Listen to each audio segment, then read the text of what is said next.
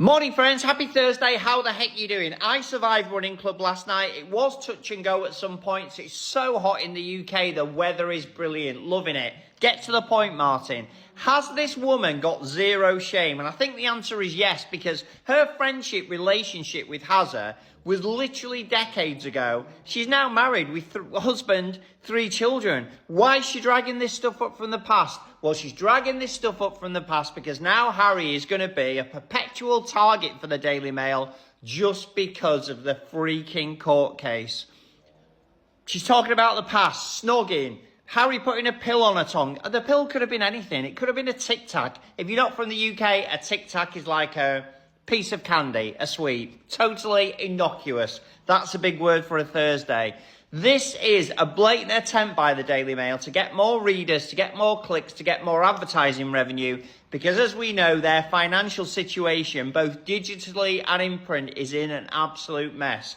Harry's moved on, met the love of his life, new relationship, not a new relationship, a new marriage, a new country, new business ventures, new friends, new positive stuff. The old stuff is Invictus, not this woman here. My opinion's not important, yours is. Comments are open. Hello everyone, and welcome back. If you're new here, thank you for joining us. And if you're one of our returning subscribers, welcome back to the discussion. Today, I want to talk about something that has become incredibly predictable whenever Prince Harry appears to be making progress in his life. Every time there is positive momentum around him, another story from years, sometimes decades, ago suddenly finds its way back into the headlines.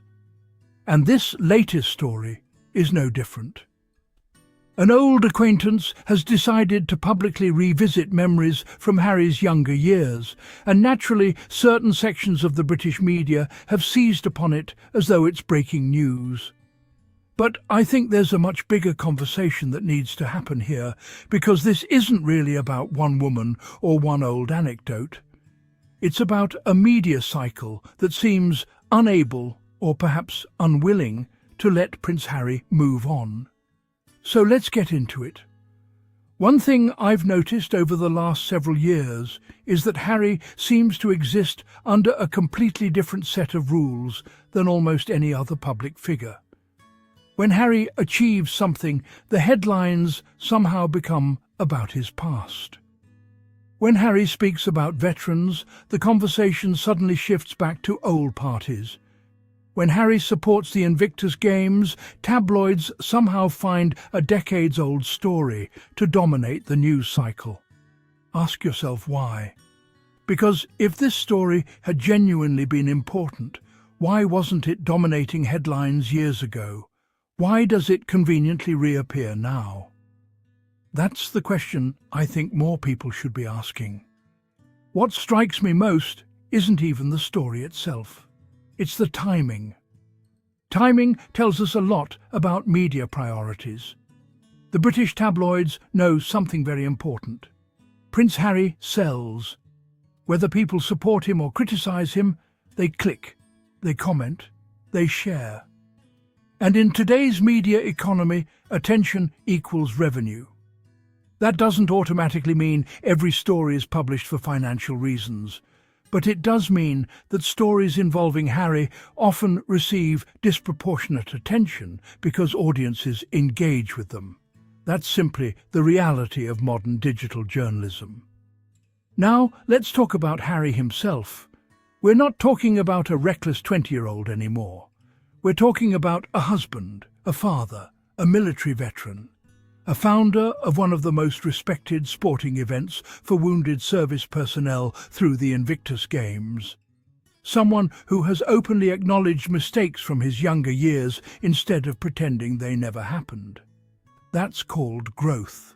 And isn't that something society constantly tells people to do? Learn, grow, become better, move forward. So why is Harry repeatedly denied the very grace we encourage everyone else to receive? One thing I've always found fascinating is that people often say they believe in accountability. Fair enough, accountability matters. But accountability doesn't mean replaying the same chapters forever. There comes a point where repeatedly dragging up ancient stories stops looking like accountability and starts looking like an unwillingness to let someone evolve. Those are two very different things. Let's also be honest. Every family has embarrassing stories. Every friendship has moments that would probably sound ridiculous years later if someone decided to publish them. The difference is that most of us don't have millions of strangers reading about those moments decades later. Harry does. That's the price of global fame. But should it be? That's another conversation entirely. Another thing worth mentioning is that Harry has never claimed to have been perfect. In fact, one of the biggest criticisms directed at him after publishing was that he revealed too much. People accused him of exposing his own flaws. Think about that. He was criticized for being honest. Then, years later, people criticize him using stories from the exact same period of his life. It's almost as though, no matter what Harry does, there will always be a section of the media determined to keep him frozen in time. Meanwhile, what receives far less attention? His ongoing work with veterans, his support for mental health initiatives, the Invictus Games, the charitable partnerships, the families whose lives have genuinely been improved through causes he supports. Those stories rarely dominate front pages with the same intensity. And I think that's unfortunate because they arguably tell us far more about the man Harry is today than stories dating back 20 years. This is where I think perspective becomes incredibly important. People are free to like Prince Harry. People are free to dislike Prince Harry. That's absolutely their right. But shouldn't opinions be based primarily on who someone is today rather than who they were decades ago? If we judged every public figure solely by their youngest and least mature moments, very few would escape criticism. Growth has to count for something. Otherwise, the entire idea of personal development becomes meaningless. Something else I've noticed is how selective outrage often appears to be. Stories involving Harry frequently receive days of analysis, endless panel discussions, and countless opinion pieces.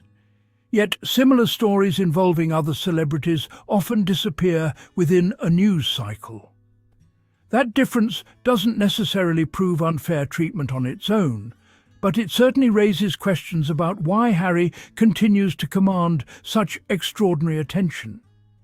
Perhaps because he remains one of the most recognizable members of the royal family, despite stepping away from official duties.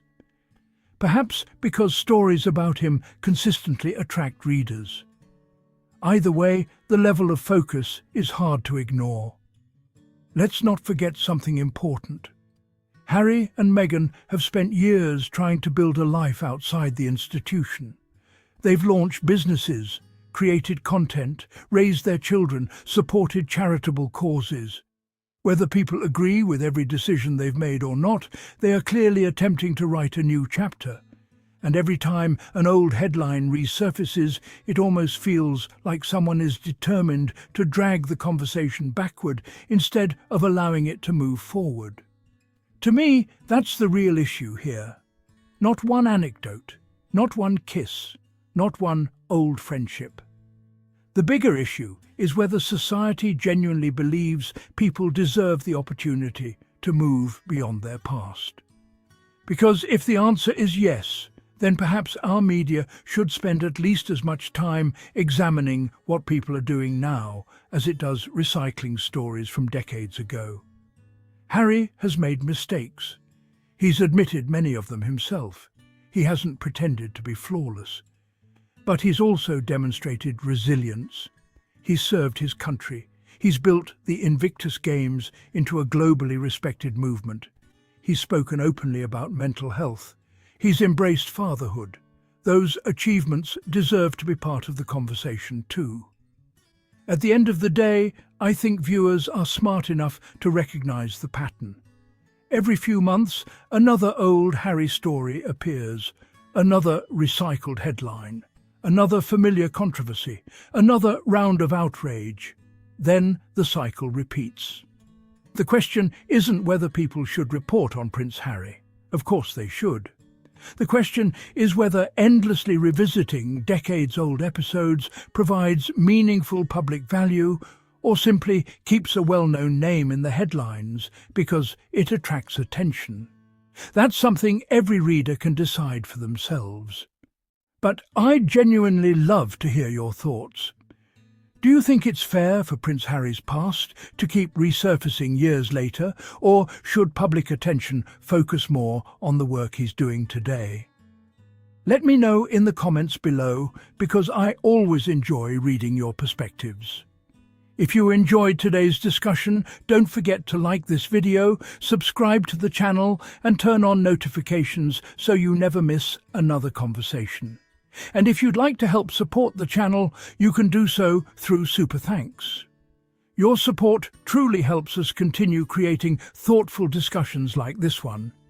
Thank you so much for watching, take care of yourselves, and I'll see you in the next one.